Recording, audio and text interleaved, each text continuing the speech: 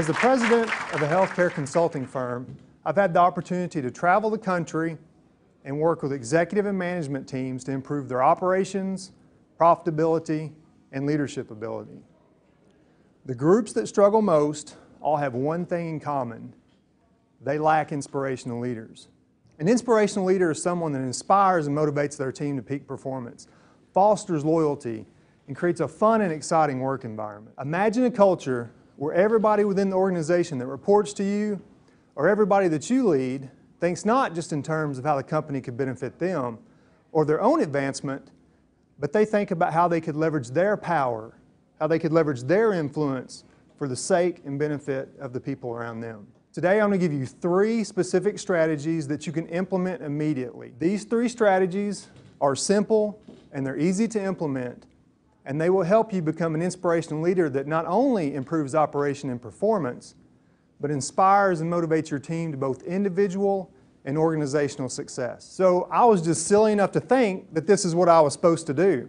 I just assumed I was supposed to find young leaders to pour into and invest in because this is what had been modeled to me by my leaders. At the time, I didn't believe in my leadership ability. As a matter of fact, I knew that at any moment they were going to figure out I didn't know what in the world I was doing, and they were going to march down to my office and walk me out of the hospital. But the second thing that you can do is stop making decisions. And you may be thinking, well, Nate, they pay me to make decisions.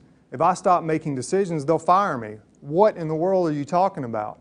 So I would march to her office, sit in her nice big desk, and I would present her with my problem. You know what she had the gall to say to me? Well, Nate, what do you think we need to do? And in my mind, I would be thinking, I have no idea. That's why I came here and dumped the problem on you. The third thing that you can do to be an inspirational leader is to genuinely connect with your employees. She said, no, you don't understand. I've worked here for 9 years, and that's the first hospital CEO I've ever met. To genuinely connect with your employees, you have to go to where they work. You have to see what they do on a daily basis. Now imagine if your leader came to your office or your work area or your cubicle, sat down, looked you in the eyes, and said, what can I do for you? This is extraordinarily, extraordinarily powerful. Why don't you ask this question? Because you're afraid they'll have an answer. Ask it anyway. This is how you become an inspirational leader.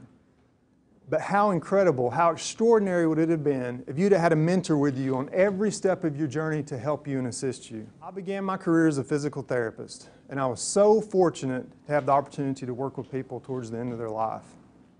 I say fortunate because the information I received from them was incredible. It wasn't the car that they drove, the house they had, their careers, or the money.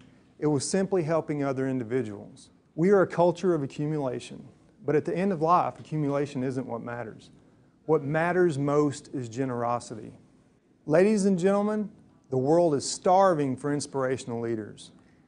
Take these 3 strategies and become an inspirational leader, not just to enrich others, not just to reward others, but to receive enrichment and receive reward of your own.